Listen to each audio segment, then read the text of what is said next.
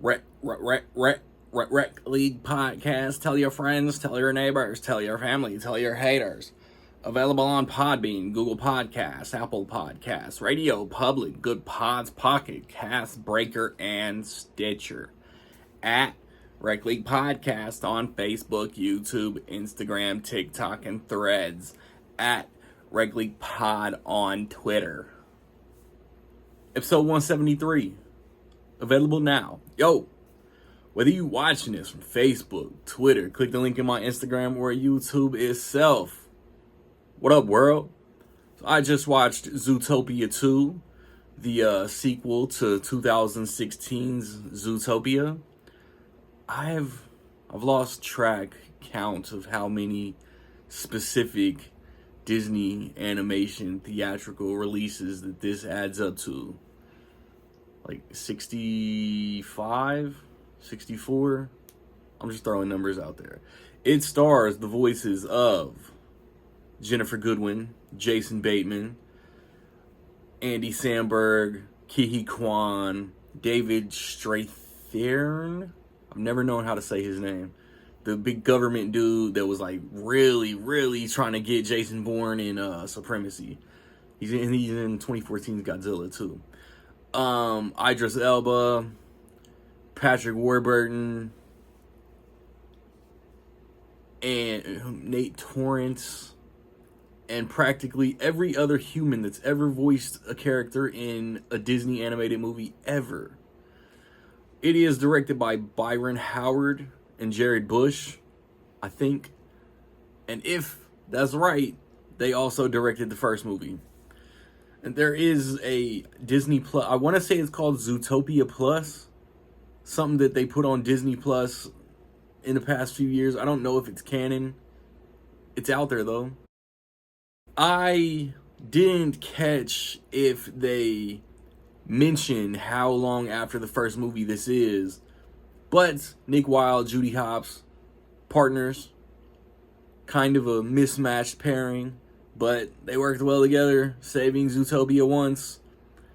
And while Judy Hopps is like go, high speed, following whatever lead I can, even though I'm assigned to write traffic tickets, there's a potential to save Zootopia again. And Nick Wilde is also there. And this could change the history and rewrite the history of Zootopia forever.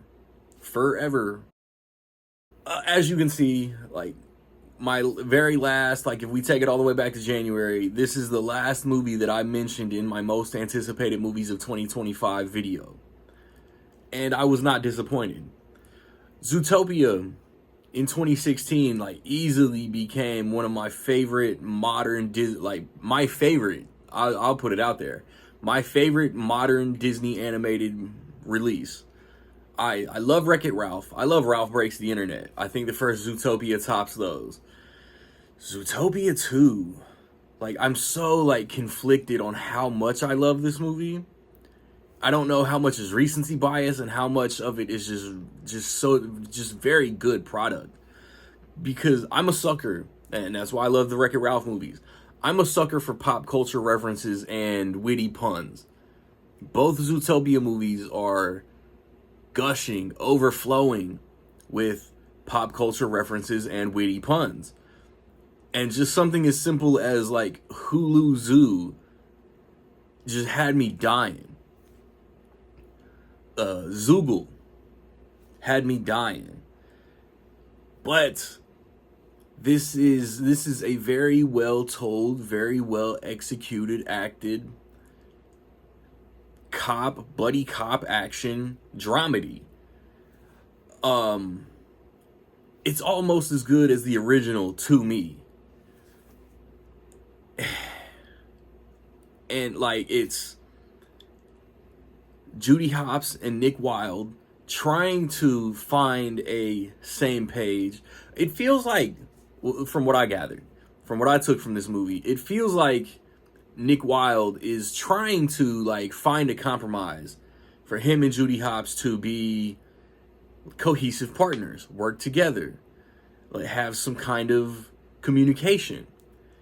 She is so like about solving the mission and solving the case that they bump heads.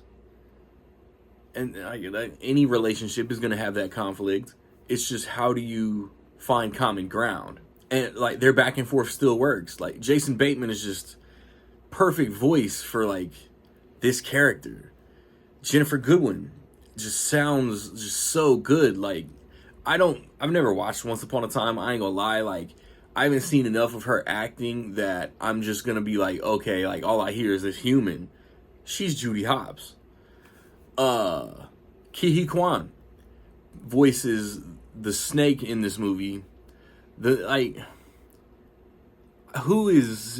trailers don't even show him as an antagonist. He's the linchpin that gets the ball rolling, and he's maybe the most important character in both of these movies. I thought it was so cool and so layered, everything that his character brought, and it adds to this like world building and Zootopia just expanding lore. It was just really cool. Like, there are surprisingly dramatic moments that I didn't expect. That Disney emotion just really hits you at the right time. I feel like the beginning is very funny. The ending is very funny when everything is supposed to be like drama heavy, and like there is drama in the third act, but it's also like hilarious. I think the humor let up in the middle, but it lets the plot breathe. Like, the lack of humor, I think, in the second act of this movie isn't a bad thing. There are still laughs. It's just not as many, but it lets the plot grow. And like, it sets Nick and Judy up in a position that they weren't in the first movie. It does not feel like a rehash whatsoever. Like, it doesn't feel like a cash grab sequel. Like, it's been 9 years. Like, I think there was care put into making this movie feel fresh, and it feels very fresh. Like, the voices are good. I think the Z-Bros stole a few scenes. It was very funny. I hope they're in 3. CM Punk, Roman Reigns, I hope they're in 3. There is a character that gets, like, is in one scene and gets referenced like 4 times that's supposed to be voiced by The Rock. But I couldn't hear him, and I don't know if it's because they cut to the next scene so fast. Maybe there were laughs in the theater, but I just couldn't make out his voice, and that's cool because I'm telling, like, Luli Cravalho, Stephanie Beatrice, I think Josh Gad. There are countless actors that are supposedly in this movie that I didn't personally hear, but that's because there's so many. I'm telling, Disney brought everybody back for this movie. I heard Shakira. Obviously, I heard Idris Elba. I heard Danny Trejo. There are like a million people in this movie. They redid. There's one gag from the first movie that they brought back, and I still think it stuck the landing. There is a post-credit scene, and I really, really, really hope that we get Zootopia 3 before 2034.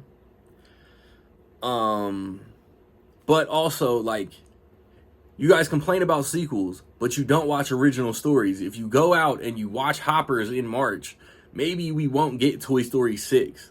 Maybe if you guys support original ideas, we won't get all these sequels. Like, y'all complain that all Hollywood does is sequels and reboots and franchises, but you guys don't go watch original stories. So, like, you can't have it both ways. I'm not gonna go watch this because I don't know what it is. I'm not gonna go watch this because they've done it a billion times. Like, you gotta pick a side. But for this sequel and this franchise, I think Disney knocked it out of the park.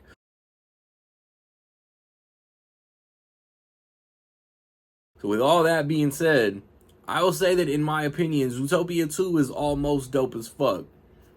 It might be a 5. I just don't know if I think it's my favorite movie all year, so I'm not going to give it a 5 yet. If you've seen Zootopia 2, man, what you think? Positive, negative, somewhere in between, let me know. I recently put up reviews for Wicked for Good for Predator Badlands, for Now You See Me, Now You Don't, for The Running Man. This is it for November for me. So, first weekend in December, the plan is to watch and review Five Nights at Freddy's 2. The weekend after that, I don't remember what comes out in the theater. I'll probably review Wake Up Dead Man for y'all, even though it's on Netflix. Regularly podcast, we just did Wicked Spoiler Talk. Check that out. Episode right before that, we did Predator Badlands Spoiler Talk. We'll do a Christmas themed episode. Around the corner, a couple weeks.